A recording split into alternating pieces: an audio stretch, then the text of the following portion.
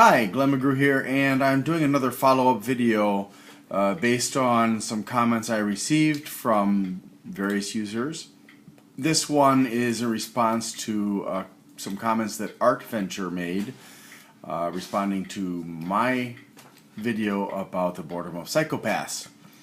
ArtVenture asked me if I'm cognizant of a larger number of people suffering from mental illness these days.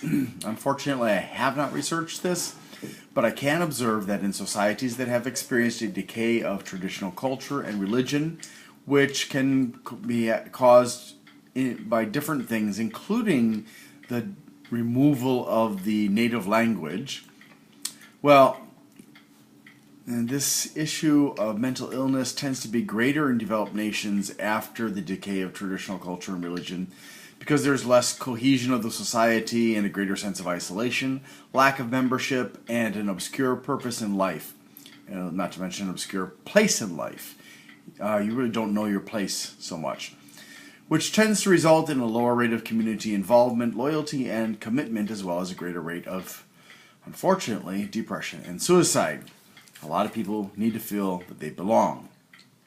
Okay, so a possible implication in ArtVenture's question is that psychopaths could be created by the situation of the decay that leads to mental illness. I don't personally believe it's possible, at least not directly. If, however, I may draw from a real-world example. In cities where major industries abandon an established base of workers in favor of a less expensive locale and or workforce, this can result in a downward spiral amongst the people most impacted. In extreme cases where the job loss is so massive and spread over a period of years, such as in the case of Detroit, Michigan, here in the U.S., it can decimate a city, causing people to abandon unsellable homes in their desperation to start over somewhere else, followed by a mass exodus of the citizens, effectively creating a large number of economic refugees and a financial vacuum. Detroit, decades after the automotive industry left, is still struggling from the lost. The city initially was foreclosing houses and tearing them down, but then it realized it was better off trying to sell them at very low prices with some terms and conditions that needed to be applied in order to draw people back to Detroit to build it back up again. I don't think it's been entirely successful, but I'm sure some people are snapping up those $2,000 houses. So should the industry have been required to make sure that their employees had retraining to help them afterwards, some kind of a program to save them from falling flat on their faces and cause the chaos that was caused by this abandonment of Detroit?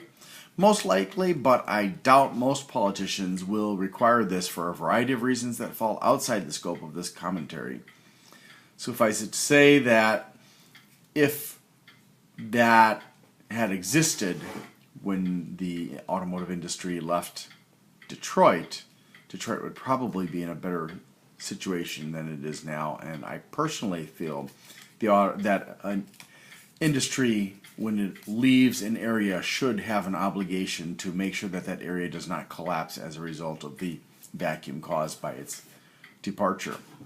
Now, Milwaukee, Wisconsin is another example, but on a smaller scale. The city wasn't devastated when several companies like Alice Chalmers left in the 1970s, but certain sectors of the population were heavily hit, and some experts say that many of the current problems in Milwaukee with poverty, the cycle of welfare dependence, and urban decay can be chalked up to that in large part.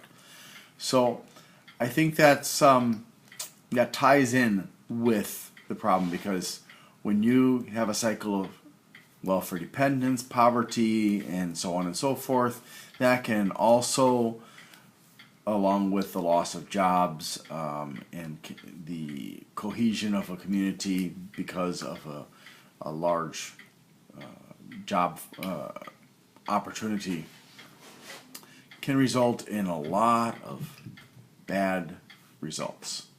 So I just wanted to share that with you, and feel free to leave some comments. Thank you.